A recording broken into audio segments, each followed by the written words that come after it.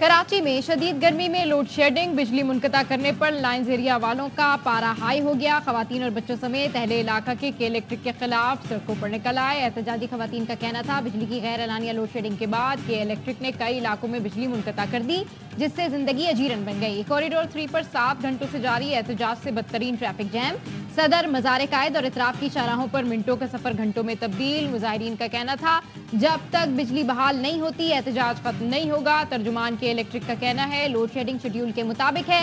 Lines area में अदम अदायगियों के बायस बिजली मुनक़ता की गई।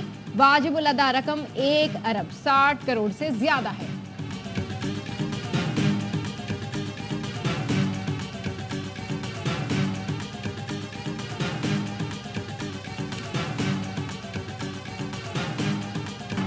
विफाक के पास 15 दिन का वक्त है, बात ना सुनी तो वापडा दफातर का टेक ओवर करके दिखाऊंगा। वजीर आला खैबर पख्तूनख्वा की एक और धमकी। आज़ाद कश्मीर तर्ज के एहतजाज का इंदिया देते हुए कहा जिनकी आज़ादी में हम शरीक थे उनके सामने तुम्हारी हवा निकल गई, सोचो हमारे सामने तुम्हारा क्या हाल होगा। खैबर पख्तूनख्वा असम्बली में खिताब करते हुए बोले केपी सस्ती बिजली दे रहा है और विफाक उसी से कमा रहा है। मुल्क की बिजली ऑन ऑफ करने का बटन केपी के हाथ में है।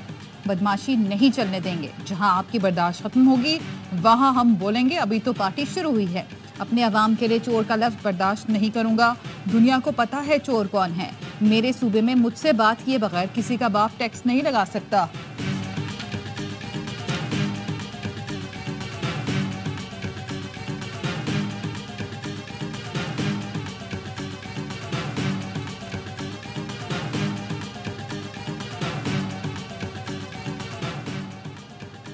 खैबर पख्तूनख्वा हुकूमत महाजराई पर तुली हुई है। वफाकी वज़ीर इत्तलात अता तारड़ ने कहा बिजली और गंदम महासिल से मुतालिक मुसलसल झूठ बोलकर सियासी आग लगाई जा रही है। वज़ीर आला कभी हमले तो कभी कब्जे और कभी डेडलाइन की धमकियां दे रहे हैं। इमलाक और अपने इदारों का दिफा करना जानते हैं, कोई भूल में ना रहे। कानून हाथ में लेने वालों के खिलाफ सख्त एक्शन होगा। खैबर पख्तूनख्वा हुकूमत की महाजराई की कोशिश नाकाम होगी। वजीर इत्तलात ने वजीर आजम से मुतालिक वजीर खुराक केपी का बयान मुस्तरद कर दिया।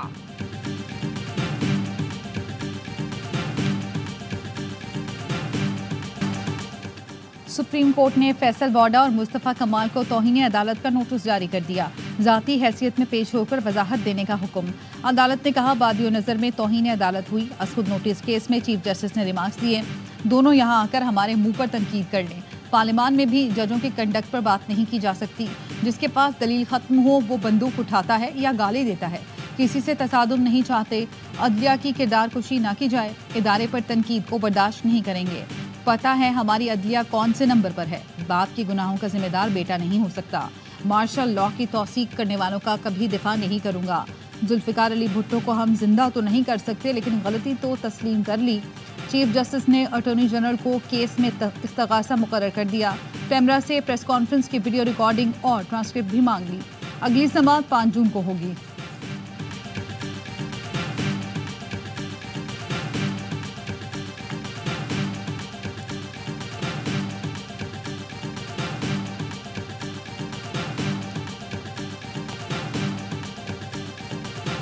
दुनिया में किसी पर इल्जाम नहीं, प्रॉक्सी कह दिए, मेरी गैरत को ललकारा है। मुझे तो अब उनको प्रूफ करना है। जो जज इल्जाम लगा ही नहीं सकता। मुझे प्रॉक्सी कहा गया है, अब इसका सबूत भी देना होगा। जज कानून के मुताबिक किसी पर इल्जाम नहीं लगा सकते। सेनेट का इजलास चल रहा हो तो जरूर मामला ऐवान में उठाता। सेनेटर फैसल वाडा कहते हैं खुशी है कि ईमानदार चीफ जस्टिस के सामने पेश होऊंगा। सुप्रीम कोर्ट के जजेस जो फैसला करेंगे कबूल करूंगा।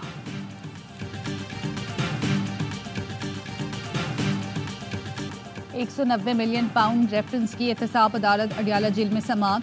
बुशरा बीबी ने रोस्टम पर आकर अदालत पर अदम एतमाद का इजहार किया। कहा गुज़श्ता समाअत मेरे बगैर की गई, मैं इंतजार करती रही, हमें किसी ने समाअत मुलतवी से आगाह नहीं किया। अदालत पर अदम एतमाद खत्म करने के लिए बानी पीटीआई और वकला 1.5 घंटे बुशरा बीबी को समझाते रहे।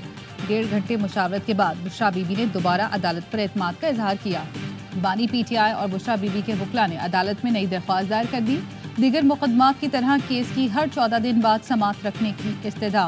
अदालत ने दरख्वास्त पर नोटिस जारी करके समाअत 22 मई तक मुलतवी कर दी।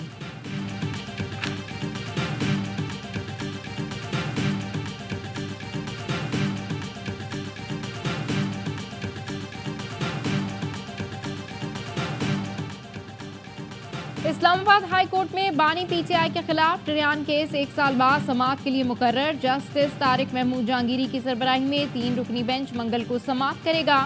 चीफ जस्टिस आमिर फारूक की सरबराही में समाअत करने वाला बेंच टूट गया था।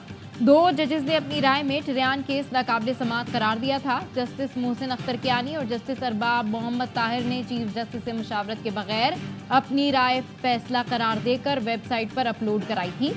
चीफ जस्टिस के दस्तखत ना होने पर मामले की इंक्वायरी का हुक्म दिया गया था।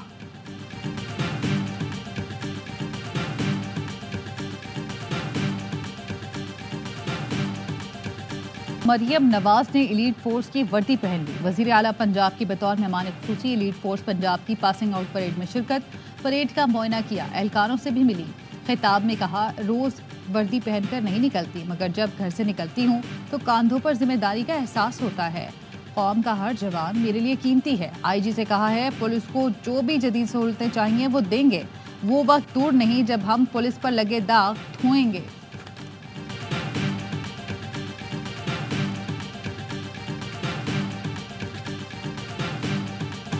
जरताज गुल के लिए नाशाइस्ता अल्फाज इस्तेमाल करने पर तारिक बशीर चीमा रवा सेशन के लिए रुकनियत मुअत्तल। रुकनियत मुअत्तली की करारदाद स्पीकर कौमी असम्बली अयाज सादिक ने पेश की। तारिक बशीर चीमा ने गुज़िश्ता रोज गैर मशरूत मुआफ़ी मांगी थी। जरताज गुल ने भी उन्हें मुआफ़ कर दिया था। बैरिस्टर गौहर कहते हैं, असम्बली ने पीर तक चलना था। आज कौमी असम्बली का इजलास शुरू होते ही खत्म कर दिया गया। आइंदा इजलास में हम अपने सवालों का जवाब लेंगे।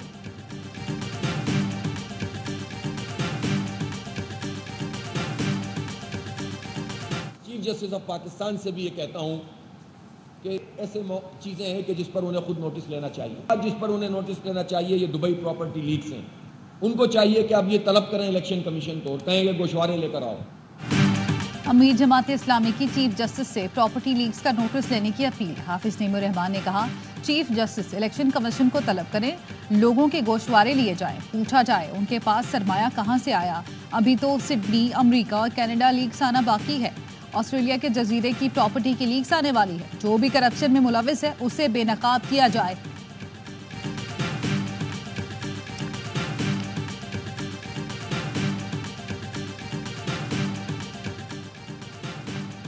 Army chief general Syed Asim Munir से कौमी हॉकी टीम के खिलाड़ियों की मुलाकात। आर्मी चीफ ने अजलान शाह टूर्नामेंट में टीम की शानदार कारकर्दगी को सराहा। कहा, टीम ने कौम का सर फख्र से बुलंद कर दिया। मुस्तकबिल में हर मुमकिन ताउन फराम किया जाएगा। ISPR ने बताया, आर्मी चीफ ने खिलाड़ियों के लिए नेक ख्वाहिशात का इजहार भी किया। PHF सदर तारिक बुक्टी ने टीम से मुलाकात के मौके पर आर्मी चीफ का शुक्रिया अदा किया।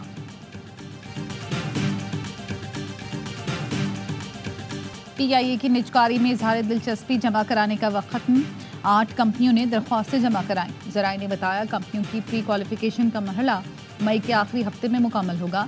एलामिया में कहा गया, निजकारी कमीशन को फ्लाईजना और ए ब्लू लिमिटेड, आरिफ हबीब कॉरपोरेशन लिमिटेड और कंसोर्शियम समेत दीगर कंपनियों ने भी इजहार दिलचस्पी जमा कराया।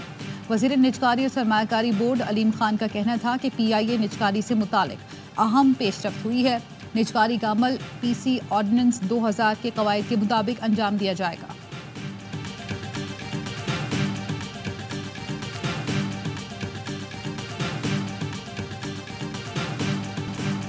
अरकान पार्लियामेंट को सिक्योरिटी खदशात, वज़ीर दिफा ने खबरदार कर दिया।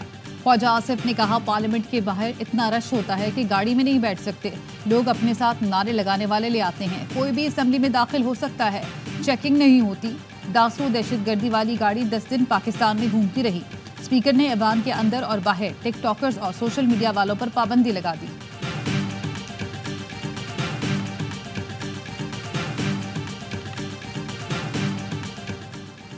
PTI ने वज़ीर आला पंजाब की रिहाइशगाह के अखराजात की तफसीलात मांग ली। तर्जुमान PTI कहते हैं, पंजाब के अवाम महंगाई और बेरोजगारी के बोझ तले से सक रहे हैं। वज़ीर आला पंजाब 149.1 मिलियन उड़ाने की तैयारियों में है। बानी PTI बतौर वज़ीर आज़म अपनी ज़ाती रिहाइशगाह में रहे। उन्होंने बनी गाला के सिक्योरिटी अखराजात अपनी जेब से अदा किए। पंजाब की नौकरशाही अवाम का पैसा बर्बाद करने से बाज आए। ऐवान में मामला उठाएंगे। खजाने की बर्बादी किसी सूरत कबूल नहीं।